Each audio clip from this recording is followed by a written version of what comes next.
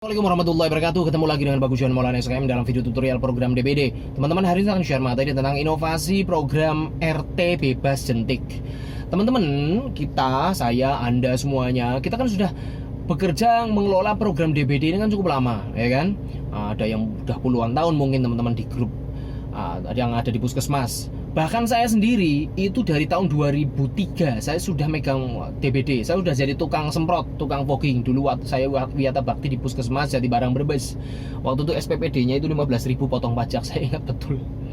Ya, artinya saya sudah cukup lama. Nah, kita sudah bertahun-tahun menjalani program, kegiatan, strategi ini itu dan sebagainya. Loh, kok hasilnya gitu-gitu aja? Lalu apa yang akan kita lakukan? Kan harusnya kalau kita sudah melakukan sesuatu dengan cara yang sama kok hasilnya begitu-begitu aja, ya harusnya caranya diganti dong.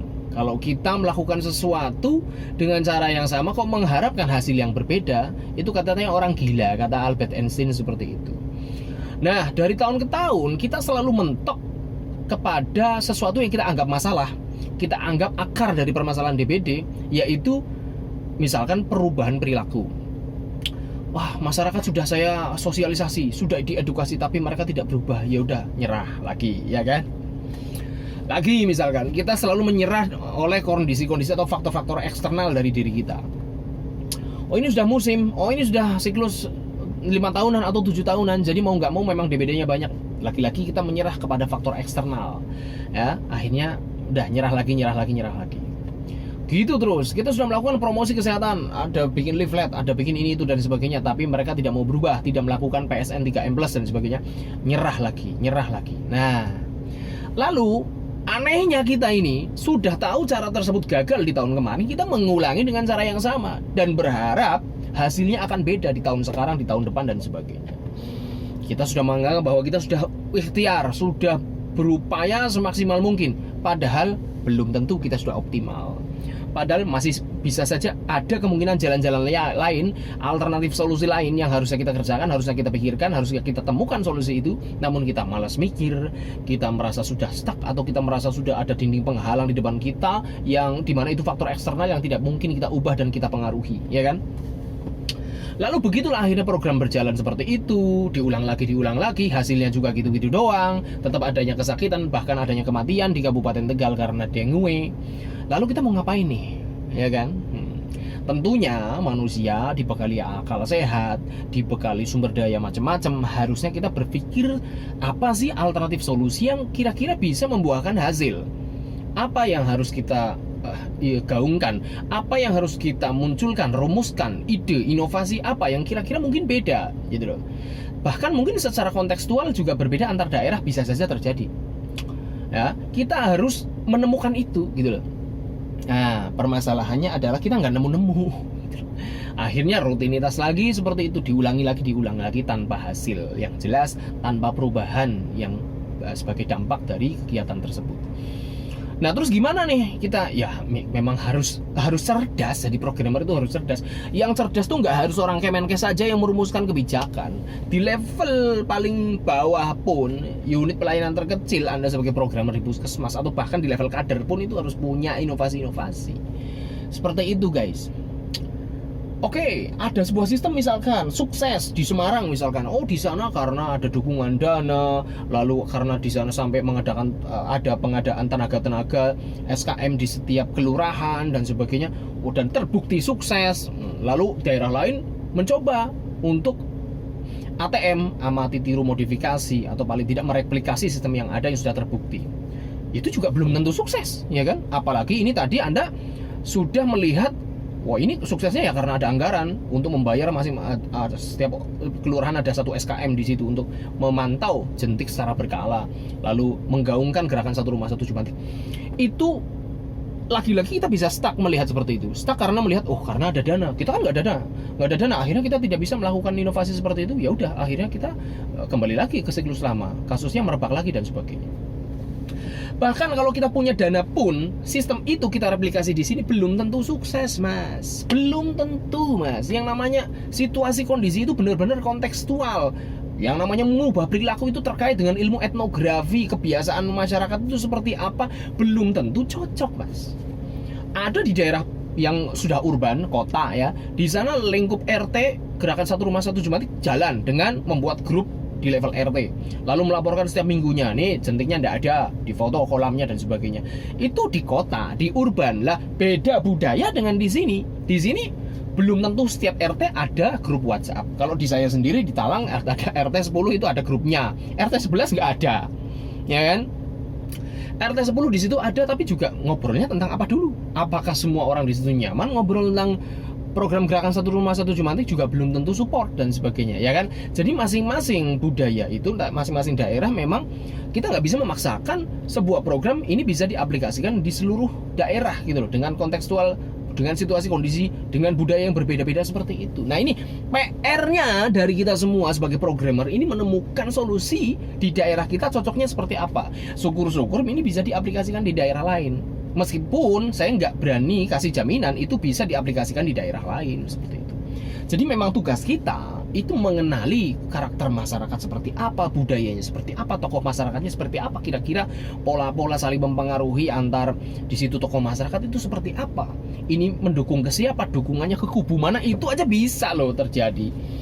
Sebuah kebijakan itu tidak bisa diterapkan gara-gara beda dukungan politis. Misalkan saat nyalon kepala desa, ini kok RT-nya nggak mendukung si A, sehingga program ini nggak berjalan gara-gara perbedaan dukungan politis saat pemilihan kepala desa. Itu bisa terjadi, Mas.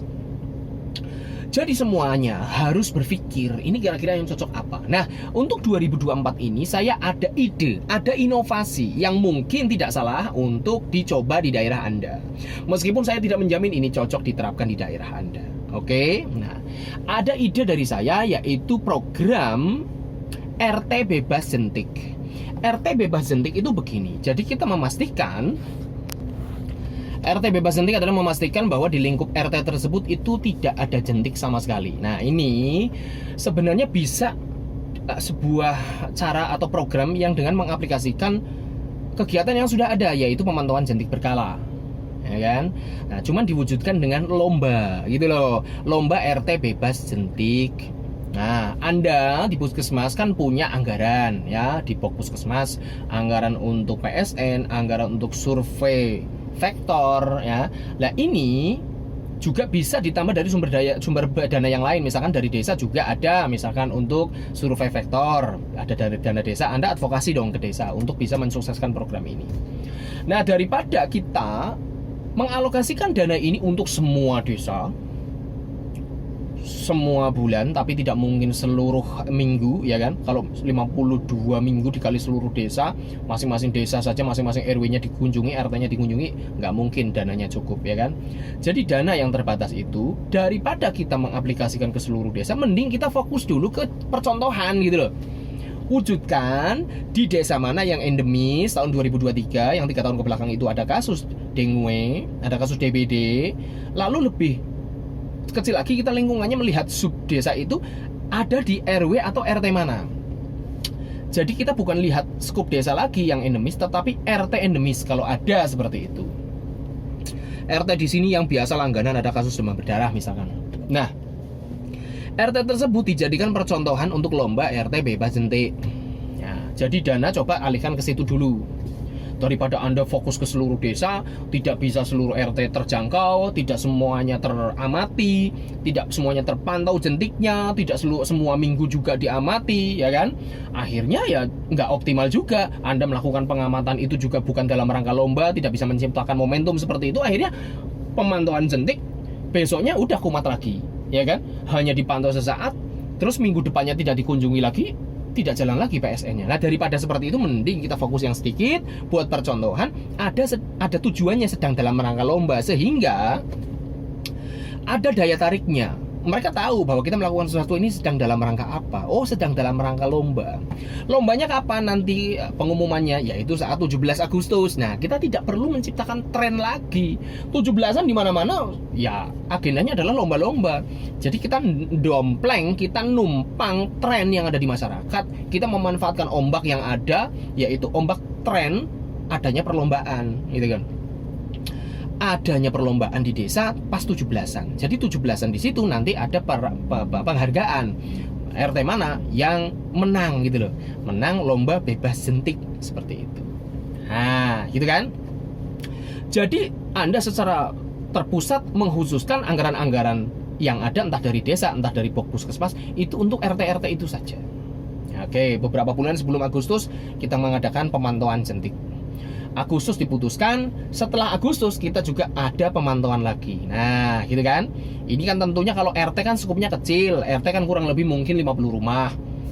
Ya kan, satu kader misalkan sekali jalan pemantauan jentik itu dari rumah ke rumah mungkin bisa antara 20 sampai 30 rumah sekali jalan. Itu ongkos hariannya seperti itu. Dengan dana yang terpusat seperti itu kita bisa memantau satu RT itu secara berurutan, sistematis, terpusat beberapa bulan di waktu-waktu yang akan kita jadikan lomba dan pemantauan gitu loh. Beberapa bulan sebelum Agustus dan sesudah Agustus seperti itu.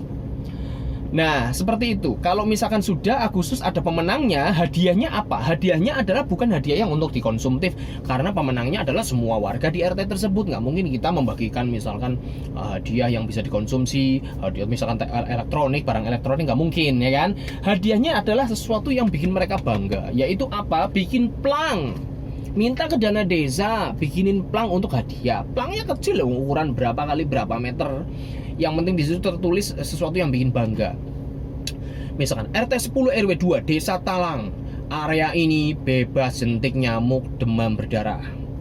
Plang ini akan dicabut jika ditemukan jentik nyamuk demam berdarah. Nah, seperti itu. Nah, tempelkan atau ditanamkan plang tersebut di tengah-tengah RT tersebut yang kira-kira di situ adalah jalan masyarakat umum yang banyak dilalui orang. Sehingga orang banyak melihat, oh ini RT bebas jentik, ya kan? Jadi menjadikan sebuah prestis, gitu kan? Nah, seperti itu. Nah, kalau terbukti beberapa bulan setelah penilaian itu kok ada jentik, cabut, gitu loh. Cabut. Dan ini plang juga kan masih bisa dipakai, ya kan? RT RW-nya bisa dihapus, bisa ditulis cat baru lagi untuk RT yang lain, seperti itu. Nah, coba deh itu wujudkan dulu. Kalau Anda sukses membuat sebuah percontohan di RT mana dan itu terbukti tidak ada jentik di situ, meskipun bisa saja terjadi kasus dengue di situ ya, karena kan RT kurang lebih mungkin radiusnya kan 100 meter gitu kan, 100 meter, sedangkan nyamuk itu jarak terbang juga 100 meter. Jadi bisa aja sih terjadi kasus juga demam berdarah di RT tersebut dari nyamuk yang berasal dari RT sebelahnya. Itu sah-sah saja terjadi karena jarak terbang nyamuk itu. Jadi parameternya adalah angka bebas jentiknya. Ini benar-benar bebas jentik atau tidak. Oke, bukan kasus, bukan angka kesakitan atau kematian DBD, bukan. Yang diukur adalah itu bebas jentik atau tidak. Coba itu diaplikasikan. Kalau sukses nanti RT-RT yang lain mengikuti, atau bahkan desa yang lain mengikuti, atau saya sendiri sebagai programmer di kabupaten siap mereplikasi Anda untuk diterapkan di seluruh desa di Kabupaten Tegal kalau memang benar-benar terbukti sukses. Coba jalani itu, siapa tahu cocok gitu loh. Cocok, bisa diterapkan sesuai dengan budayamu, ya. Entah itu nanti bisa atau tidaknya, kita coba aja dulu. Mungkin ada budaya yang berbeda antara desa, masyarakat urban dan masyarakat desa, mungkin beda. Tapi tidak ada salahnya untuk mencoba seperti itu, daripada kita melakukan sesuatu yang jelas-jelas tidak terbukti sukses, kita ulangi lagi polanya, patternnya, seperti itu kegiatannya, ya jelas hasilnya juga tidak akan berubah. Itu, terima kasih. Assalamualaikum warahmatullahi wabarakatuh.